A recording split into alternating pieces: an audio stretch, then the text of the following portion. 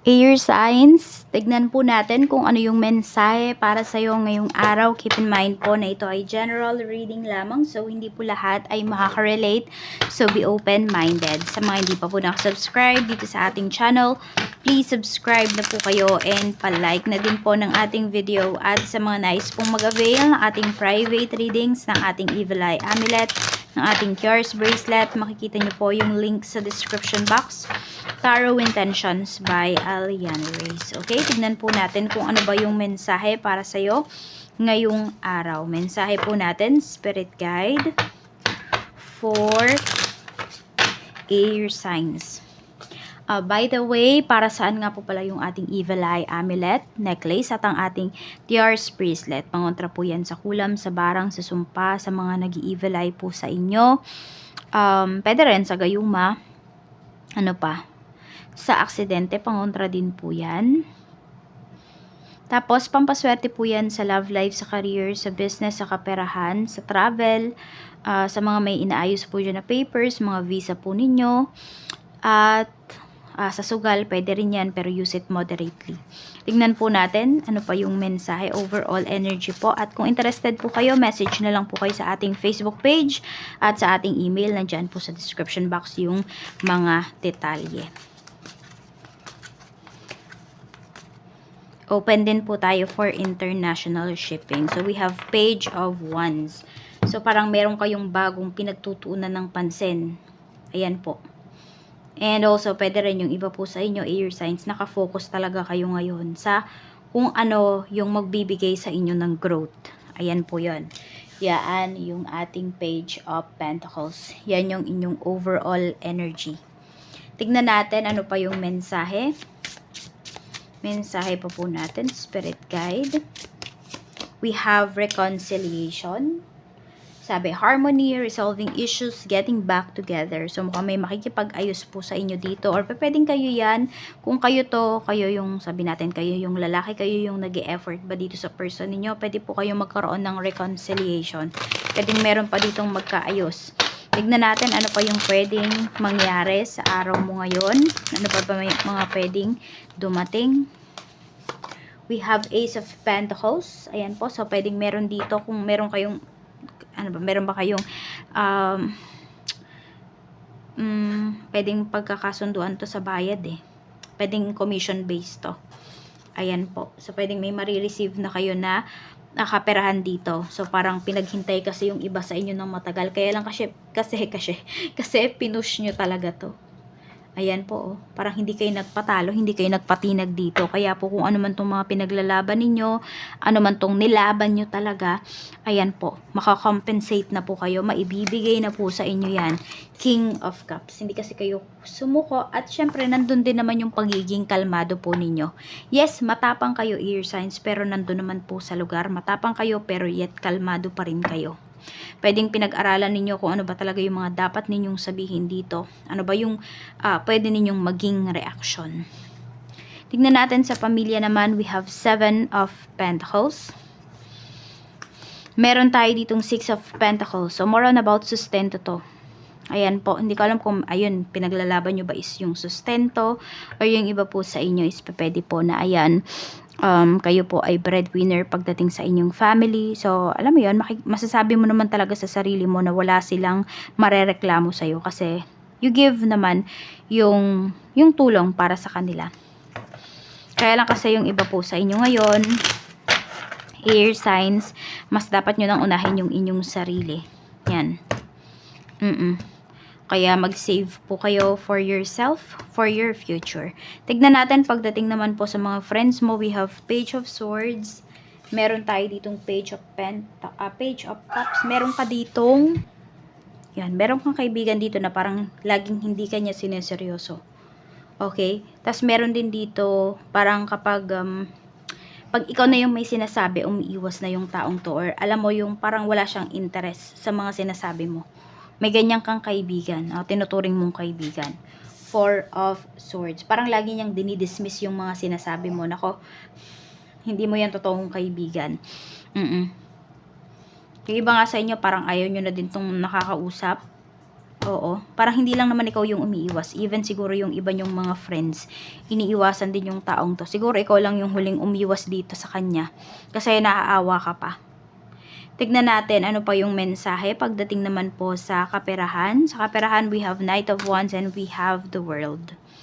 Yan. So, stay passionate about sa mga ginagawa po ninyo kasi mapapalitan talaga yan ng fulfillment.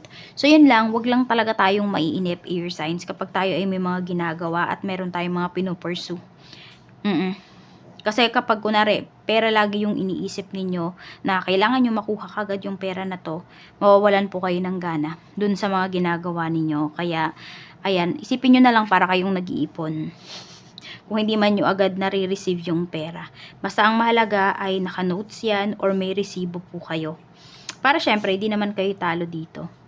Tapos, meron ba dito, ayan, nag-a-apply talaga kayo ng, ng pagpunta sa ibang bansa. Ayan, meron bang ibang bansa dito? Tignan natin kung ma-approve ba yung mga papers po ninyo. Kahit ano man po itong uri ng papers. Okay, tignan natin. We have the Emperor.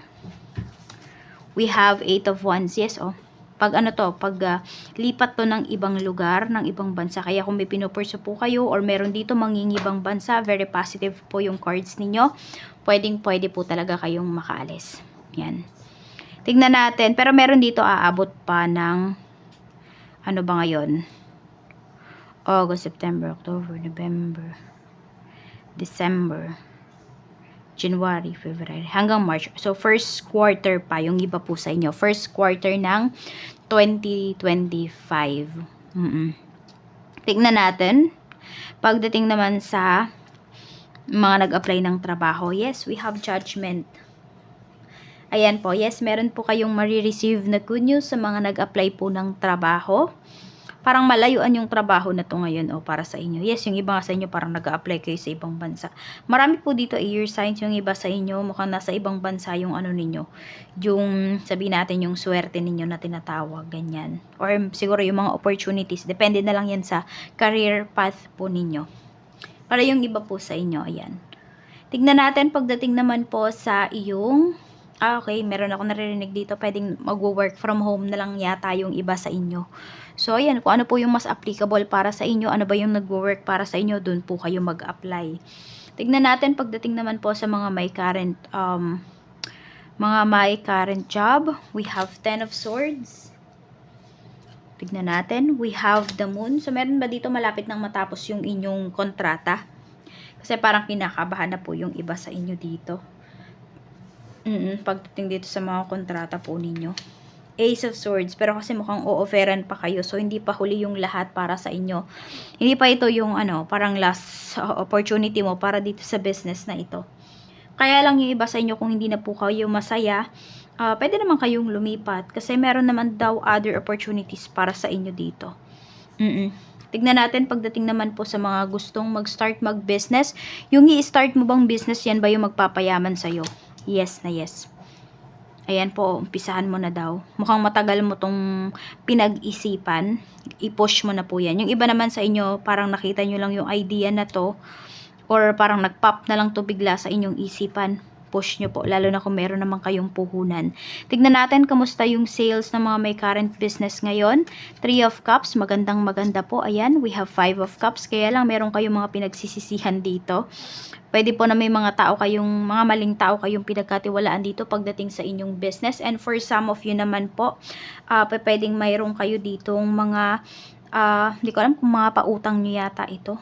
So, yun, medyo nagkaroon kayo ng problems pagdating dyan sa inyong mga naging pautang. Parang hindi maganda kasi yung pinapakita dito na energy. May mga okay. Parang pinanghihinayangan nyo lang yung ginastos ninyo kunwari sa isang produkto na sana pala ay dito ko pala sana dapat ito sana dapat yung marami kong binili. Yung tipong mga ganun po yung pinapakita dito. Tignan natin, pero ayan naman po, makakabawi naman po kayo sa inyong kung may financial losses man po kayo dito pagdating sa inyong business. Tignan natin, tsaka kung meron man po kayong mga hindi nakasundo, magkakaayos pa naman po. Tignan natin pagdating naman sa iyong love life. Ayan, para sa mga single, tingnan natin kung magkakaroon ka na ba ng relationship. 8 of Pentacles, for some of you, hindi pa. Bakit? Kasi masyado po kayong nakatuon ng atensyon sa inyong trabaho. Tapos, marami din dito, napakataas po ng inyong standard. Wala namang masama, diba? If you have standards. Pero ayan, yung iba sa inyo, kaya kayo nahihirapang magkaroon ng love life. Tignan natin, na-meet mo na ba yung taong para sa'yo? 10 of Wands, hindi pa din. O yun, isa pa din yun. Kasi di nyo pa talaga nami-meet yung taong para sa inyo. Tignan natin para sa mga single mom, single dad, mga byudo at byuda. Yan. Tignan natin kung may seryoso po ba sa inyo. We have the Fool, mag-iingat kayo. Kasi pwedeng ito, meron ako nakikita, pwedeng papasok kayo sa isang relationship, akala ninyo yung taong yung totoong-totoo sa inyo, yun pala, yan, gagawin lang pala kayong third party. Yun pala, meron siyang karelasyon, meron pala siyang asawa. Hindi pa sila hiwalay legally. Kaya mag-iingat po kayo dito. Tignan natin kung kayo naman po ay may karelasyon na. Seryoso ba yan sa'yo? We have the Magician, hindi rin. Madami nga yung iba. Hindi po yan honest sa'yo. Tapos, pwedeng option ka lang niya. Kaya, kilalanin nyo pong mabuti. Tignan natin sa mga married naman, sa mga in a relationship. We have 5 of Pentacles. May panlalamig tayo dito. We have 6 of Swords. Parang meron na lang gustong umalis dito sa relationship ninyo. Sa marriage ninyo, toxic na ba? The Sun. Parang natauhan yung iba sa inyo. Parang ganun yung pinapakita na energy. So, kung may nagloko man po dito, meron ng natauhan. So, parang hindi na siya magbibigay ng second chance. Pwedeng ikaw yan, di ka na magbibigay ng second chance dito sa relationship ninyo. For some of you naman, may panlalamig, yes. Pero kasi meron tayong 6 of Swords. Pag move forward to pag move forward to sa mga nangyari in the past. So, pwede po na meron naman dito, parang kung nagsusorry naman or nakikita mo naman talaga na may pagbabago towards your person, some of you, pwedeng tatanggapin nyo pa siya because we have reconciliation here. Oo, parang, yan, yung iba sa inyo, it's either paulit-ulit nyo ba siyang tatanggapin or tatanggapin nyo siya kasi na-solve na yung issues. So, pag-isipan nyo po yung mabuti kasi mahirap na naman yung masasaktan ulit kayo. So, yan lang po. Maraming salamat. Ingat po kayo always and more blessings to come.